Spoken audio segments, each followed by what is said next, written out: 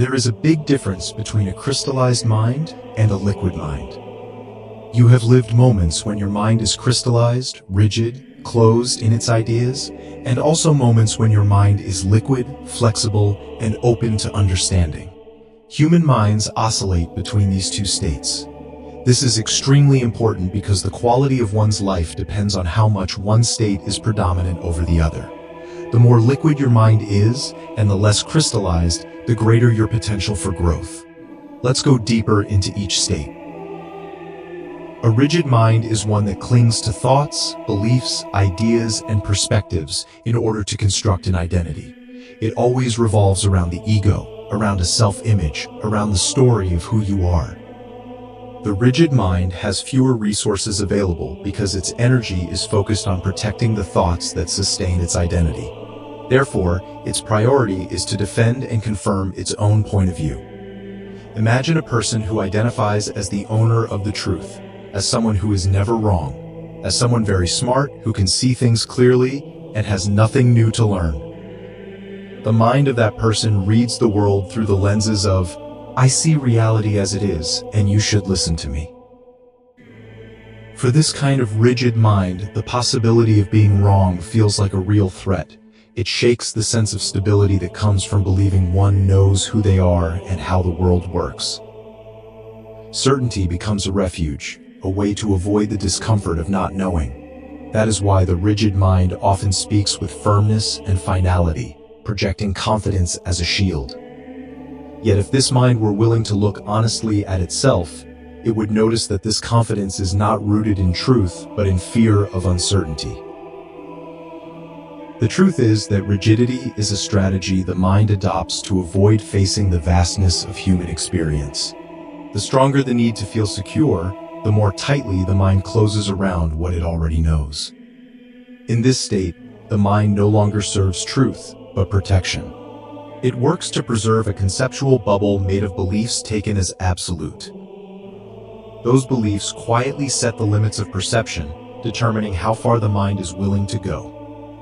Rigidity offers a sense of safety, yet that same safety becomes a barrier that restricts growth and keeps the mind from discovering what lies beyond its familiar boundaries. On the other hand, a mind in a liquid state is flexible.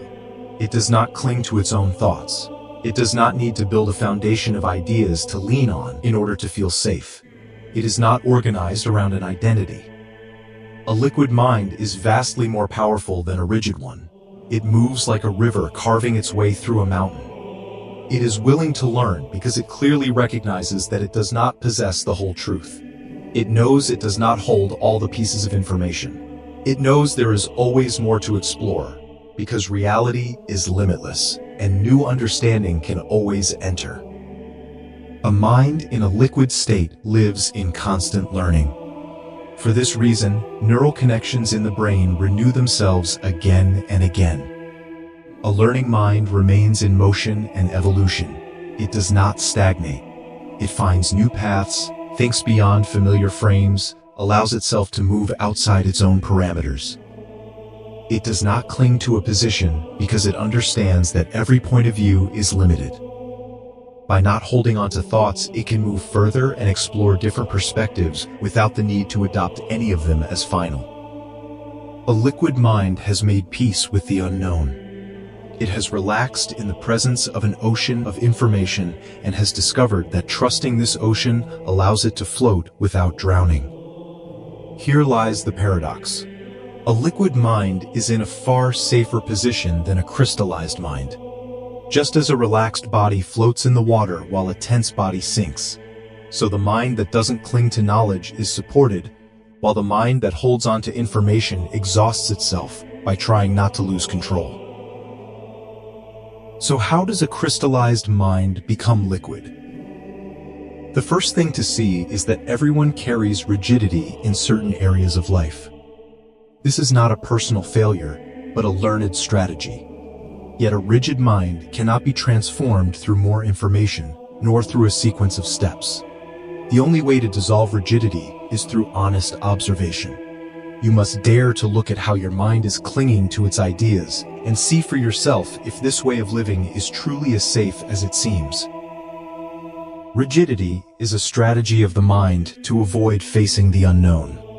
Yet implied in that strategy is the assumption that the unknown is dangerous, something that must be rejected at all costs, something one should never experience.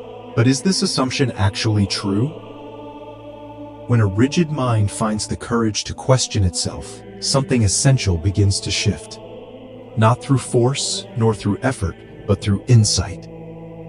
The moment you see that rigidity is not protecting you, but confining you, its grip starts to loosen on its own. Nothing needs to be destroyed. Nothing needs to be fixed. As false certainty dissolves, the mind naturally returns to its fluid state. What remains is a quiet openness, a willingness to meet reality without armor.